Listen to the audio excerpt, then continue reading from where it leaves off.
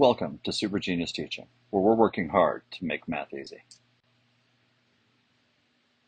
Today's question is, why doesn't 1/2 plus 1/3 equal 2/5? This is one of my favorite problems to put up on the board at the beginning of a school year. It really gets me to see how a student is thinking. Now, while most of the kids usually get the answer right, the number one wrong answer that I always hear is 2/5. And it kind of makes sense. It's been a long summer, and the first thing you notice is 1 plus 1 is 2, and 3 plus 2 is 5. But that's not the right answer. So let's take a closer look at this one and see how it works out. So the first thing I do when I notice that someone's got this wrong answer is I draw the picture of the problem on the board. Notice we've got 1/2 plus 1/3. And if I draw the picture of 2/5, it should be fairly intuitive that this is not going to be the right answer. If half of one circle plus almost half of another circle, it would not equal less than half of another circle. So this doesn't make a lot of sense. It also goes directly against Super Genius rule number 2. Only exactly the same things can be added and subtracted. So when we're trying to add 1/2 plus 1/3, notice the shaded areas.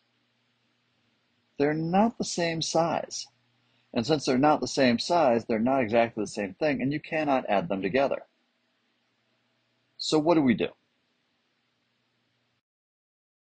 Let's go back and take a look at it. When we've got a fraction and the pieces aren't the same size, what we can do is we can cut these pieces into smaller pieces to be able to create pieces of the exact same size.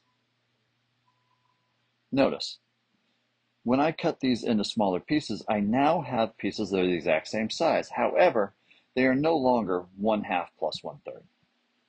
These fractions have changed, and they've made into what we call equivalent fractions. So this 1/2 plus 1/3 has become 3/6 plus 2/6.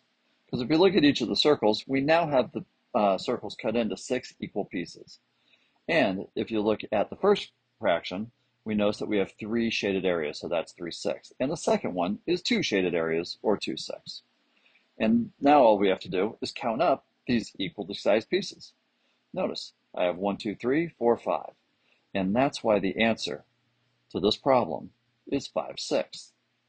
And if you look at the picture of what 5/6 is, it looks very intuitive, and yes, these two things added together would equal 5/6. All right, well, hey, that's it. I hope that helped you out and kind of shows you how we're going to be using these Super Genius rules to be able to help you solve these problems. I'm going to be doing lots more fraction problems, and what I'm going to do is make sure that you guys know all 4 Super Genius rules, because if you've mastered these, let me tell you, the problems just get a whole lot easier and they start making a lot more sense.